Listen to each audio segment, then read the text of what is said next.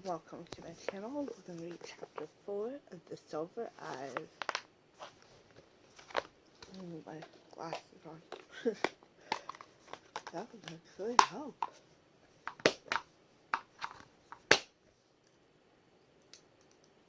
Alright.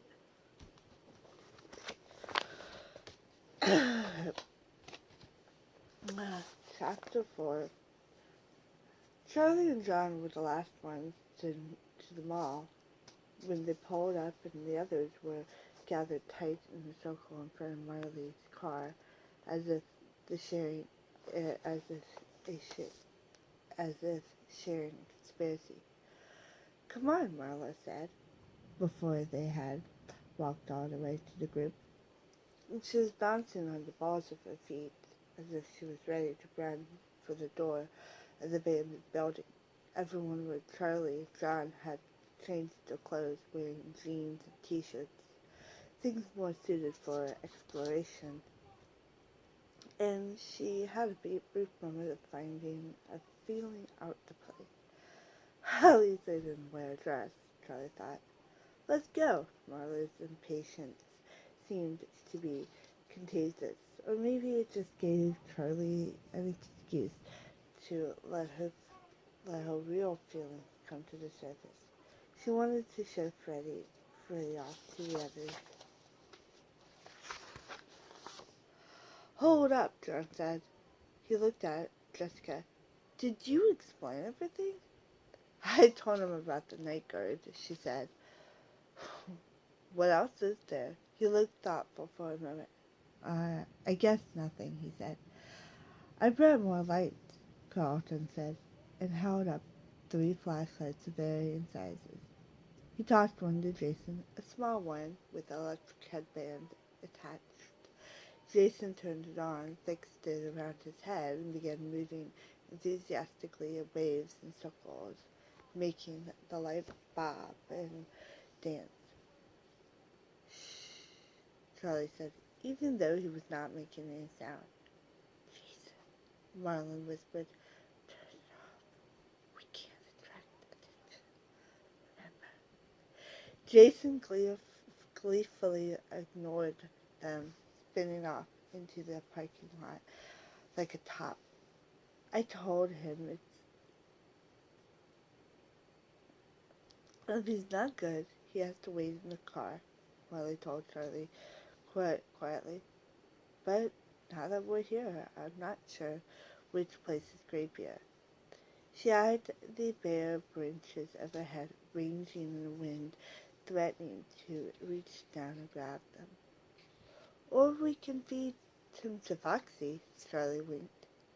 She went to her trunk and hefted out the police flashlight, but she did not turn it on. Instead, Carlton switched on 2 of his smaller lights and handed one to Jessica. They headed into the mall, and knowing where they were going and what was waiting for them there. Charlie, John, Jessica, and Carlton moved through the empty spaces with a sense of purpose, but the others kept stopping to look around. "Come on," Jessica said impatiently. Lamar gazed up at the atrium dome. "You can see the moon," he said, and pointed. Next to him, Marlo nodded, mimicking his posture. "Beautiful," she said, although she could not see it.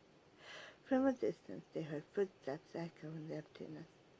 Hey, over here," John hissed, and they hurried as quietly as they could. They could not run for fear of making noise, and so they walked, fast but careful, hugging the walls.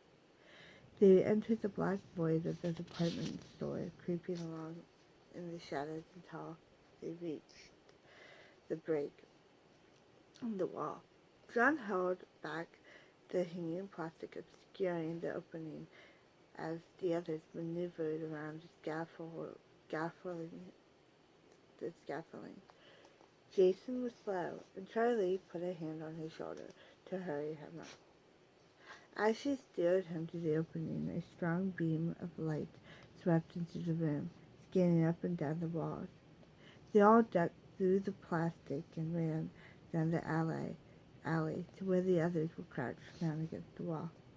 "He saw us," Jason whispered, alarmed, running straight to his sister. "Shh," Marley said. They waited. Charlie was next to John this time, and after that moment by the tree, whatever it was, she was very almost uncomfortably aware of him. They were not quite touching, but she seemed to know exactly where he was.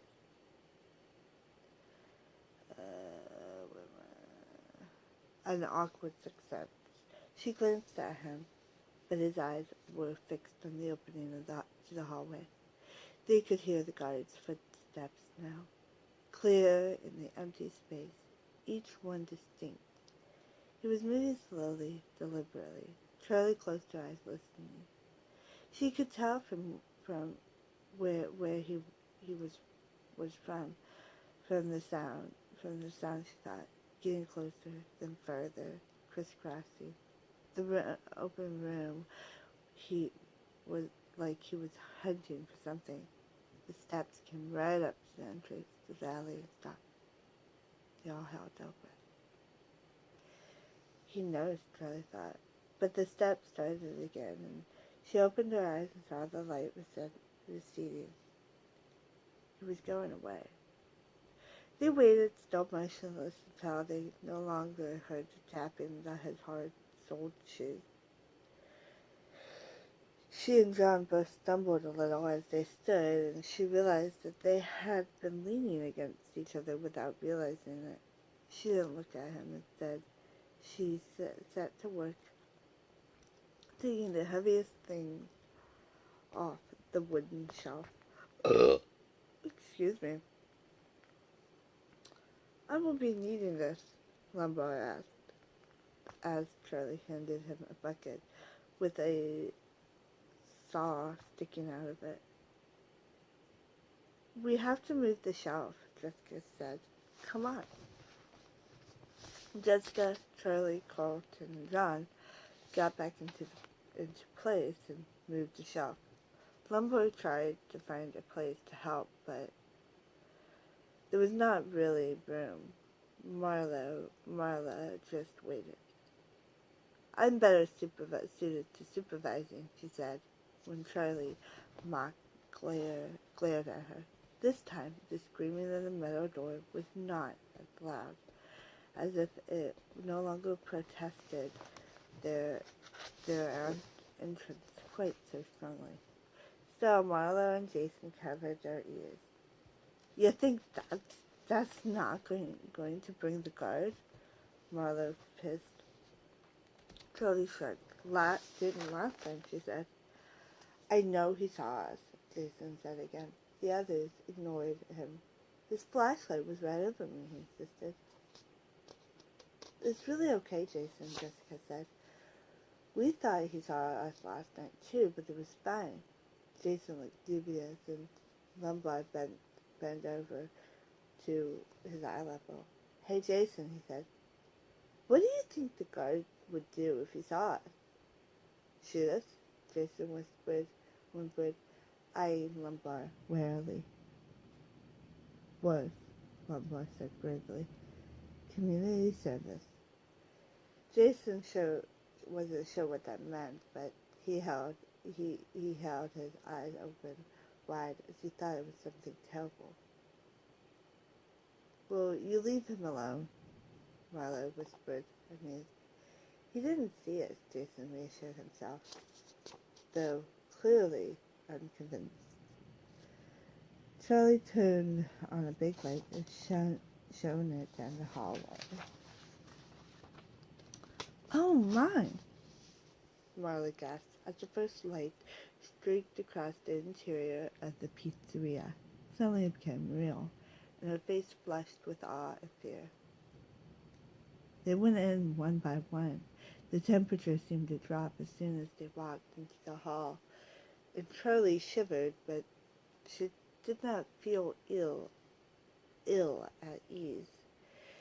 She knew where they were now, and she knew what they would find.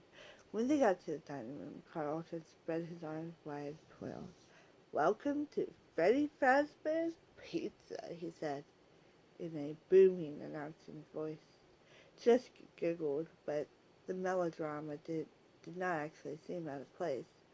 Marla and Lumbar gaped at the room, awestruck. Charlie set the large flashlight on the ground, the beam facing up, and it lit up in the main room in a dim and ghostly illumination. "Cool," Jason said. His eyes fell on the merry-go-round, and he raced for it and jumped onto the back of the pony before anyone could stop him. He was too big for it, his sneakers dangling all the way to the ground. Charlie smiled. "How do I make it go?" he shouted. "Sorry, buddy," Jen said. Jason climbed off, disappointed. The arcade is over this way," Carlton said, motioning to anyone who might follow. Marla was with him while Jason fiddled hopefully with the carousel's control box. Lamar had walked to the stage and was standing transfixed, staring up at the animals. Charlie went over to him. "I can't believe you're still here," he said, as she walked up. "Yeah," she said.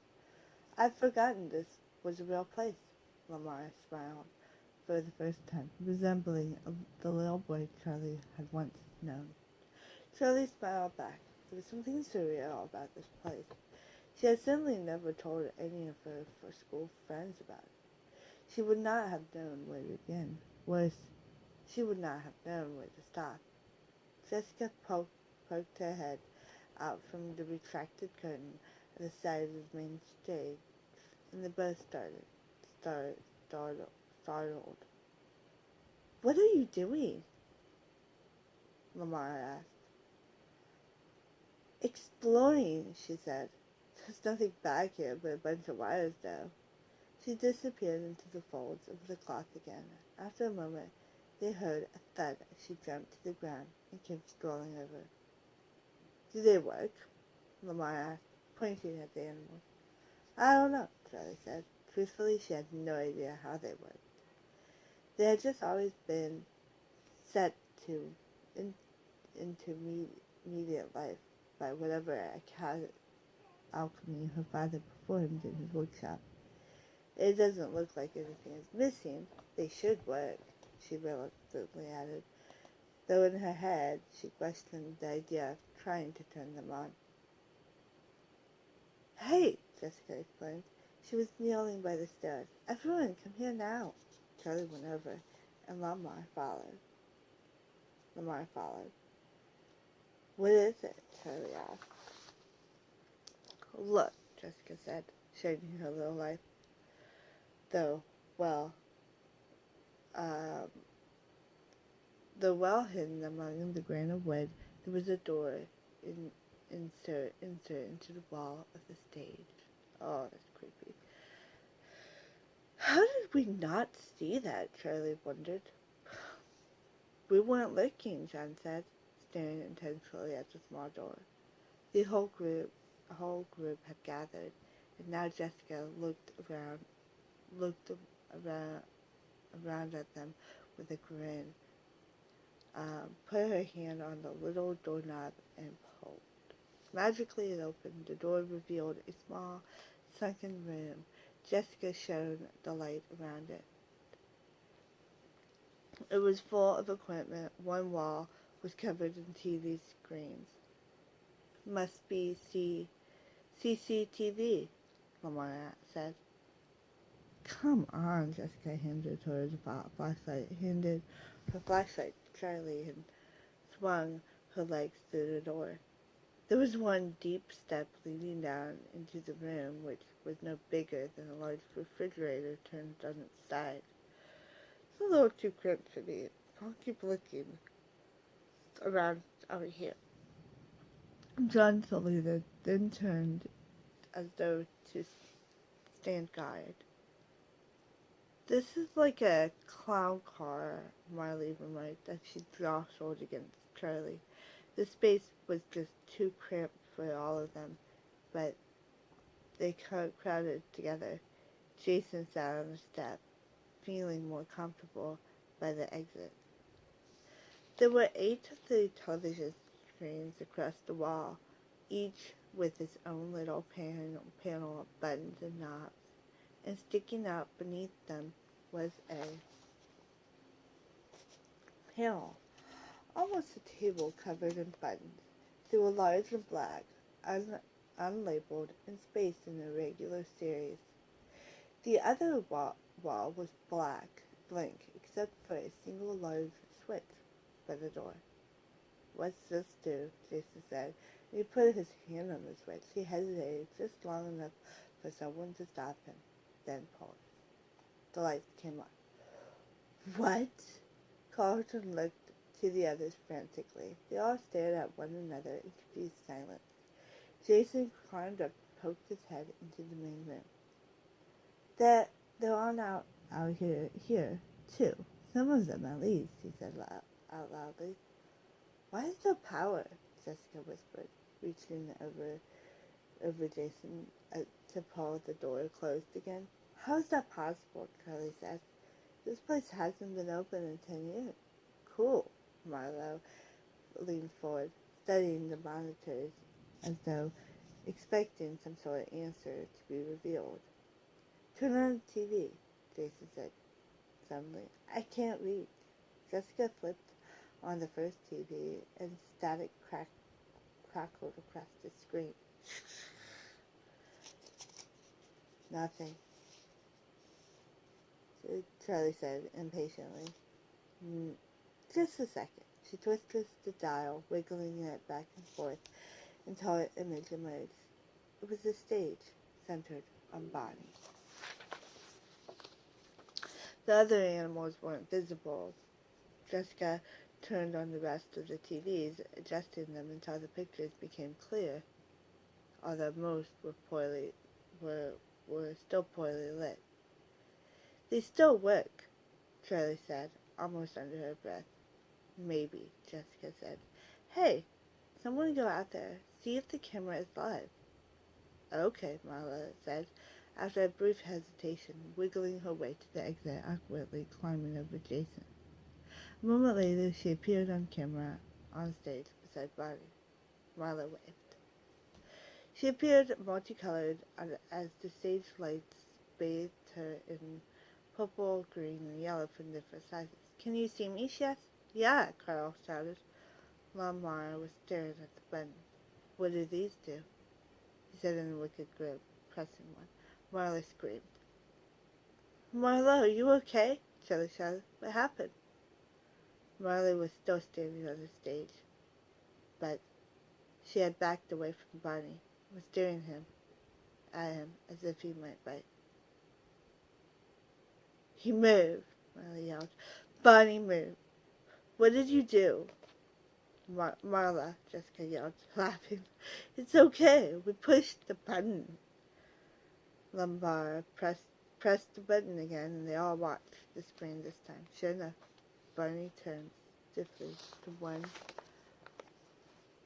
side. He pressed it again, and the rabbit switched back to facing the absent audience again. "Try another one," Carlton said. "Go ahead," Lombard said, and climbed out of the little room to join Marla on stage. He crouched down to inspect Barney's fist. They're attached to a swiveling panel," he called. "Yeah?" Jessica called back, not really listening. Carlton pressed buttons as the rest of them watched the cameras. After a moment, Charlie left the room as well. "It's too stuffy in here," she explained. Jessica's perfume and Carlton's hair gel, both of which smelled nice enough out in the open, were starting to form a sticky masma. I don't know what that means. I might have to look that word up. She stepped out into the open to watch them experiment with the animals on stage. Most of the dining room was still dark. There were 3 colored spotlights suspended from the ceiling, aiming beams of purple, yellow, and green at the stage. The animals were cast now in unnatural colors and dust, and the beams of light shone like tiny stars, so many that it was difficult to see them through. The floor beneath the long tables were dusted with glitter that had fallen from the party hats, and she looked around.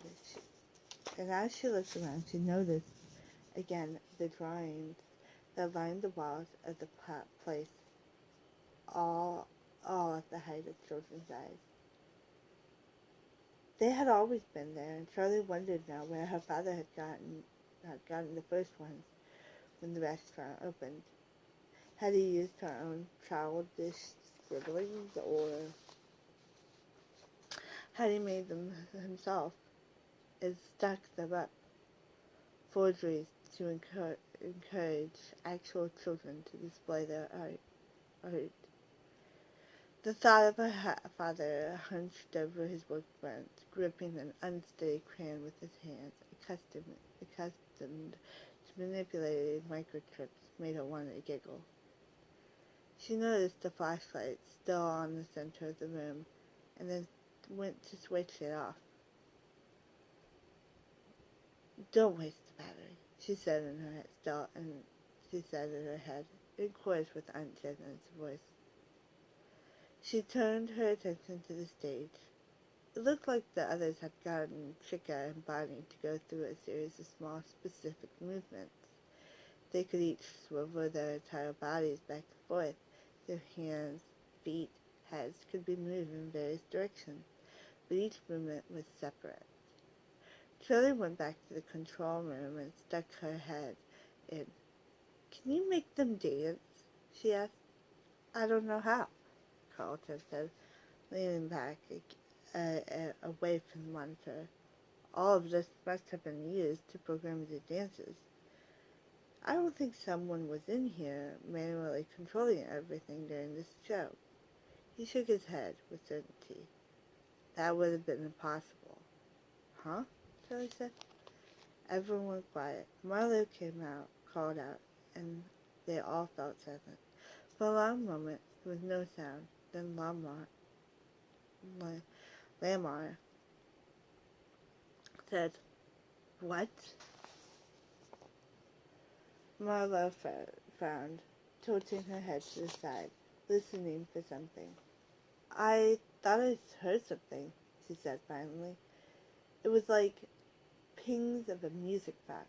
Her mouth barely moved as she spoke. "Gone." "Why isn't Freddie moving?" Charlie asked. "I don't know," Carlton said. "I can't find the controls for him." Jessica said, tapping the monitors. "These cameras don't show the whole place." Charlie peered at them, but they were mixed up in no logical order. She couldn't piece together a picture of the whole restaurant. There's 3 cameras on stage, one on each animal. But there should be one on the whole thing, Jessica was saying. There's the entrance to the kitchen, but not the kitchen itself. And you can't see the hallway and the room with the little stage we were at last night. Maybe the cameras are just in the main room, Carlton suggested. "Nope," said Jessica. "There are cameras everywhere out there." "So?" Carlton said. "So there's got to be another control room," Jessica said triumphantly. "Maybe down the hall by the other stage." Shirley went back to the main room again. She was feeling restless, less excited by the discoveries of the others, though she was not sure why. She watched the stage. Carlton was still playing with the buttons, Bonnie and Chica jerking in small, disjointed motions, as Freddie Fazbear remained motionless, his eyes half closed, his mouth slack.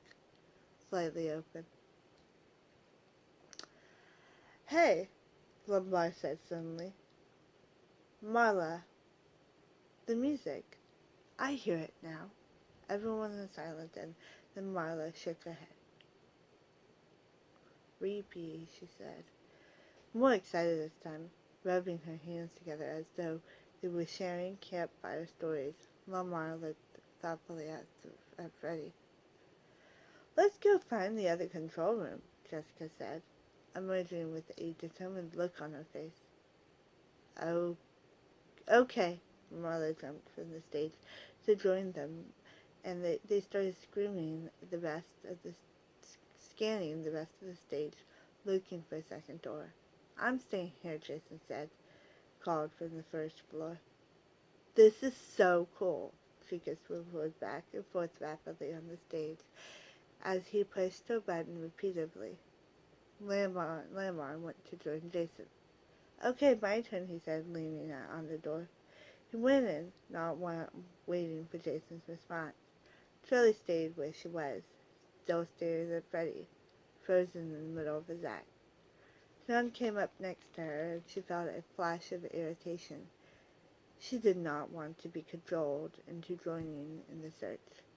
He stood there for a moment, looking at Freddie, then leaned in close to her and whispered, "I'm counting to 100. You better hide." Surprised out of her thoughts, she looked at him for a moment, her irritation broken. He winked at her, then covered his eyes. It was absurd. It was childish. And in that moment, it was the only thing she wanted to do. Slightly giddy, Charlie took off looking for a place to hide. Jason pushed the series of buttons again with increasing frustration. "I'm bored now," he announced. "How can you be bored?" Lombard said, wide-eyed. "They aren't working anymore." Jason continued to press buttons, no longer watching the monitor. Lombard studied the monitor, but Arnie's head was up and turned to the side, his eyes appearing to watch the camera